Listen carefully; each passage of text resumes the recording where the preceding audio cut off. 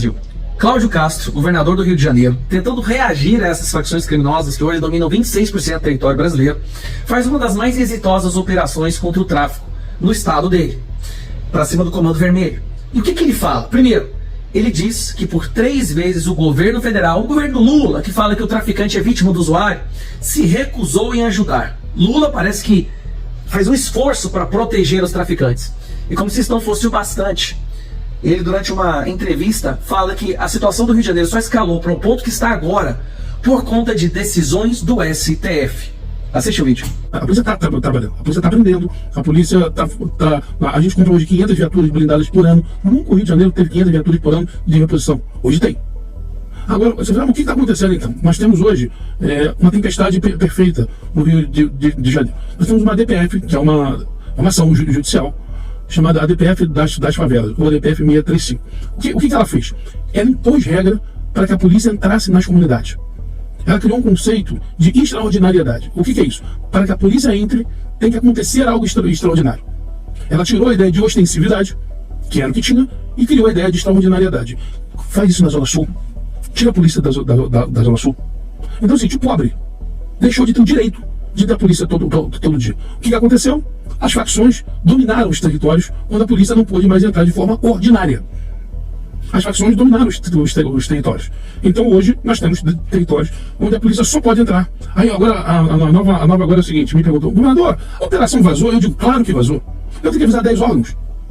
Como é que não vai vazar? Eu tenho a Secretaria Municipal de Saúde, Secretaria Estadual de Saúde, Secretaria Municipal de Educação, Secretaria Estadual de Educação, Ministério Público Estadual, Ministério Público Federal, Defensor. Como é que não vai vazar? Cada operação que a polícia faz tem que comunicar esses órgãos todos. Todo mundo. Então como é que não vai vazar? O governador vazou, sabe se tem indício? Não, tem indício, não, vazou.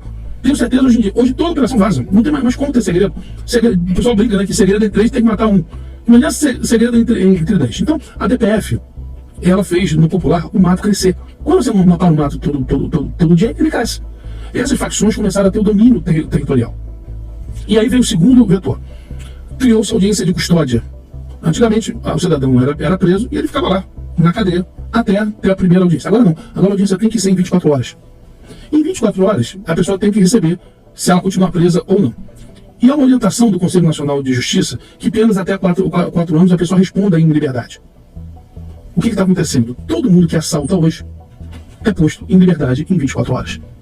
A polícia está prendendo o mesmo cidadão 20, 30, 40 vezes. O cidadão que rouba o celular, e seja lá o rouba, ele está indo para casa no dia seguinte. É o famoso prende solta. Hoje o criminoso, sobretudo nas áreas turísticas, quando o policial prende ele e fala, pô tio, me libera aí, amanhã eu tô aqui de volta. E aí veio o terceiro fator. Você tem a lei de arma e você tem a lei de droga. Quando um traficante é preso com um fuzil na mão, o que deveria acontecer? Deveria responder pelo porte do fuzil, a pena de... Olá a todos do canal Web Mídia, sejam todos bem-vindos. Pessoal, acompanhem comigo aqui, tá? Essa informação que eu vou trazer para vocês aqui agora, essa notícia que vai deixar você impactado.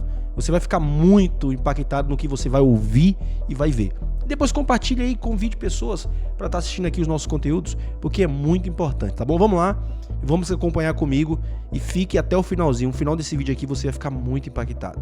16 a 24 anos, mais associação tráfico, pena de 3 a 10 anos. A sexta turma do STJ tomou uma decisão vinculante, que agora você tem que desqualificar o crime de arma para o crime de droga com agravante de posse de arma. Na prática, ele, em vez de responder 16 mais 3, 19, 24 mais 10, 34. Ele respondia de 19 a 34 anos de cadeia. Agora ele responde de 4 a 12. Como ele sai com o sexto da pena, em 8 meses ele está em casa. Um criminoso com fuzil passou a estar de volta em 7 meses. Esse Brasil virou uma várzea. Não só o governo e o sistema defendem o narcotráfico, como quer impedir aqueles que querem combater essas facções criminosas, não dando assistência quando necessário. Lembrando, o governo federal, esse que não quis ajudar o Cláudio Castro, é o mesmo governo federal que quer centralizar toda a segurança pública do Brasil nas mãos deles. Será que a gente pode deixar isso acontecer? Eu vou dar uma atualização aqui que ninguém tem. Vitória, atualizar o total de criminosos mortos confirmado aqui. 140 criminosos mortos ontem no Rio de Janeiro. 140, Pitoli. Isso aqui é o quê? É sinal de que as favelas no Rio de Janeiro não são mais território brasileiro. São territórios ocupados pelo crime organizado. Não há mais soberania. Quem tem que lutar para retomar esse território são as Forças Armadas brasileiras. Aquilo ali não é mais Brasil. Aquilo ali é um pedacinho de Caracas. Aquilo ali é um pedacinho da Colômbia. Aquilo ali é um pedacinho do inferno. Se não for retomado, não há como combater o crime organizado. E agora eu vou baixar o tom e eu vou ser um pouco mais técnico, Silvio. Quando eu estudo muito história militar, tá? E a história militar, às vezes a gente acha que é só o passado distante, né? Primeira Guerra Mundial, Segunda Guerra Mundial, ou guerras medievais. Silvio, você sabe qual é o conflito que mais se assemelha ao que o Brasil tem hoje no conflito com as favelas? São as guerras de contra-insurgência das batalhas de Fallujah, da guerra do Iraque, de retomar um território insurgente. Eu vou te explicar por quê. Qual é a diferença entre o combate que é feito... vamos falar a semelhança. Qual é a semelhança entre o combate que é feito pelas forças americanas em Fallujah e as forças policiais brasileiras e as favelas? Dá para distinguir o cidadão de bem do soldado da favela? Do soldado do crime organizado? Dá para distinguir ele porque ele usa um uniforme, porque ele tem uma identificação, porque ele tem um equipamento diferente? Ou eles se vestem exatamente da mesma forma, propositadamente? Óbvio. Não dá para distinguir. Essas pessoas, no final do dia, ao cair da noite, elas têm que se abrigar numa espécie de barraca, numa espécie de ponto de logística, ou elas vão dormir na cama delas, em casa, com a família? Quando o criminoso é morto, ele é substituído por um outro soldado que tem que ser transportado para o fronte de batalha, ou ele ou recruta-se o vizinho dele? Você entende a semelhança que existe entre o que existe hoje de confronto entre as polícias do Rio de Janeiro e os terroristas do Comando Vermelho, do Primeiro Comando da Capital, dos Amigos dos Amigos? Exatamente essa semelhança é a semelhança entre o combate travado pelo exército americano e as forças terroristas em Fallujah. É uma guerra de contra-insurgência. Se ela não for encarada dessa forma, não tem solução. E qual é a solução histórica para o combate de guerra de contra-insurgência? Primeiro, prestem atenção, porque isso é literatura militar a mais moderna que existe, os estudos mais modernos que existem. Primeiro, você tem que isolar o território. Você não pode permitir a movimentação do criminoso para dentro e para fora da favela o tempo todo. Você tem que isolar o território. Segundo, você tem que separar as pessoas de bem dos combatentes. Então você tem que criar um corredor humanitário e você tem que remover de dentro da favela aquele cidadão que está sendo oprimido pelo crime organizado. E você tem que dar uma residência digna para ele. Tá? É para isso que servem os programas de construção de casas do governo. Servem para alocar pessoas que não têm condições de permanecer no lugar que elas estão. Então você isola, você remove o cidadão de bem de dentro daquele território. E o terceiro ponto, você fecha o círculo, você progride para dentro, porta a porta, até que todos eles se rendam, sejam presos ou sejam mortos. E depois você ocupa o território. O secretário da Polícia Civil do Rio de Janeiro, o Dr. Cury, ele deixou bem claro, eu estive no Tribunal de Justiça do Rio de Janeiro discutindo segurança pública com os desembargadores, ele estava lá, ele palestrou, ele deixou bem claro, a geografia do Rio de Janeiro impede o trabalho policial. Os morros, as vielas impedem o trabalho policial. A ocupação irregular que foi feita impede o trabalho policial. Sabe por que o criminoso se mudou para o morro? Porque ninguém consegue construir ali, porque o Estado não alcança aquele espaço. Ele está isolado, ele está encastelado. O que a gente tem que fazer é exatamente isso: isolar, extrair, destruir e, por fim, não permitir nunca mais que esses territórios sejam ocupados. Aquilo ali, todo mundo fala, né, as belezas naturais do Rio de Janeiro. Ótimo, os morros vão ter que voltar para a natureza. Vai ter que voltar a crescer árvore e ter lá a ararazinha e passarinho naquele lugar, porque não pode mais ser ocupado pelo crime organizado. Lembre-se de se inscrever e ao final de deixar o gostei ou não gostei. Momento marcante do episódio policial no Rio de Janeiro, de tentativa de retomada da soberania do território brasileiro, da imposição da lei, da ordem, da justiça, da honra, da honestidade. Foi aquele momento em que Dona Joelma, mãe de Arthur, que estava preso como narcotraficante. Ele provavelmente não resistiu a tiros, se entregou, por isso está vivo. Foi no momento em que a mãe, Dona Joelma, gritando, desesperada: você não é vítima da sociedade, você é vítima de suas próprias escolhas. E aí eu vejo que não é apenas o Arthur. É o Arthur multiplicado por alguns milhões de brasileiros que são vítimas de suas próprias escolhas na urna, na hora do voto. E pior, suas escolhas tornam outros vítimas também. Somos todos vítimas da escolha. Pessoal, preste bastante atenção, tá? Muita atenção no que você vai ver e vai ouvir agora, tá? Porque é algo importante. Sabemos que as eleições, tá, presidenciais e outras situações que pode acontecer ano que vem, tá, vai ser muito forte. Então preste atenção no que você vai ouvir. Se você não entendeu e está chegando agora, volte um pouco o vídeo para que você possa entender. Depois compartilhe, comente, porque é muito importante o seu comentário e o seu compartilhamento, tá? Vamos lá e vamos continuar vendo aqui esse vídeo. Escolha das urnas. Por isso que esse país está fora da lei. Porque se no Supremo não se obedece rigorosamente, ipsis literis, à Constituição, porque não existe ninguém maior que a Constituição, ninguém pode dizer que liberdade de expressão ou vedação à censura desta vez pode. Ninguém pode fazer isso. Bom, mas o que a gente nota pelas pesquisas é que, embora uma minoria esteja ao lado de bandidos, e eu digo que jornalistas que estão ao lado desses bandidos, neste 2 de novembro, dia de finados, dia de lembrar a morte de Tim Lopes, por exemplo, não estão honrando o trabalho de Tim Lopes. Estão cuspindo na sua memória. Ele foi morto por esses bandidos, posto dentro de pneus em chamas.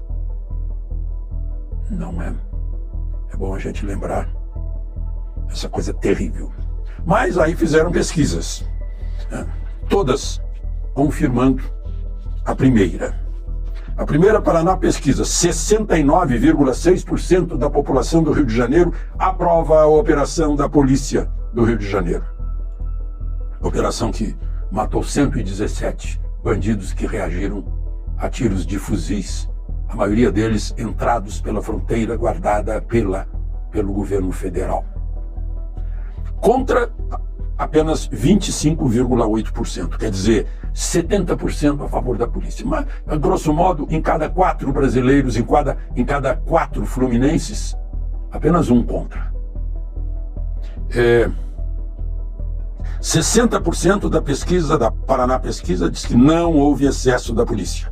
53% disseram que uma operação assim ajuda a diminuir o crime.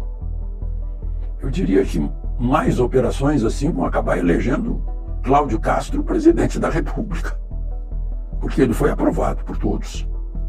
42% disseram que isso agrava a violência. 67,9% que deve continuar. É um princípio da arte da guerra. Aproveitar a vantagem e continuar. 26,6% acham que não deve ter outra. Aí veio Atlas Intel confirmando. 62,2% aprovam, 34% não aprovam. A Arrow, 68,8% aprovam, 24,4% contra. Quer dizer, a origem do poder aprova. Eu não vou dizer legitima, porque está legitimado por 100 mandados de prisão e 180 mandados de busca e apreensão. Essa operação. Tem mais, né? Vocês viram um dos enterros do sargento Weber, do BOPE? Vocês viram o povo do Rio de Janeiro aplaudindo a passagem do cortejo fúnebre? O povo inteiro. Eu vi uma pessoa, uma mulher, não aplaudindo. Maciço. 99,9% aplaudindo o cortejo fúnebre, agradecendo, curvando-se diante do corpo do sargento Weber, que deu a vida pela lei, pela ordem, pela droga não chegar às crianças na saída da escola, pela liberdade dos moradores do morro de terem suas atividades, vender o churrasquinho na porta, sem pagar para o Comando Vermelho ou para qualquer facção. Aliás, os integrantes dessa bandidagem que vieram do norte do país, Pará principalmente, Amazonas, também do Ceará, pagavam até 150 mil por mês pelo alojamento e segurança armada. Ainda funcionava como agência de turismo, com apoio do Supremo, porque ficavam lá sabendo que lá teriam proteção daquela medida que a polícia não pode entrar. O Supremo ajudou bastante.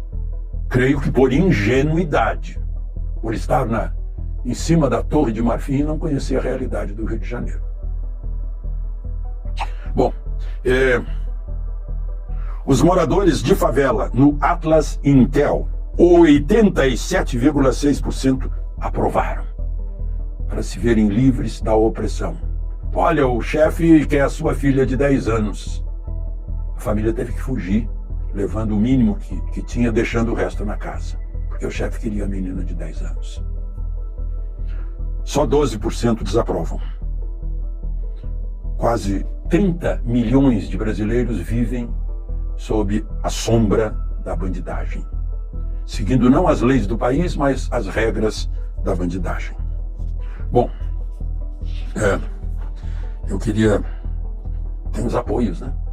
Dos governadores que lá foram. É bom a gente dar nomes aqui. Me surpreendeu, o Eduardo Leite estava lá, naquela reunião de apoio ao governador Cláudio Castro, que agora a gente fica sabendo que ele tem uma excelente voz, ele canta e entoa, conhece música cantando na igreja.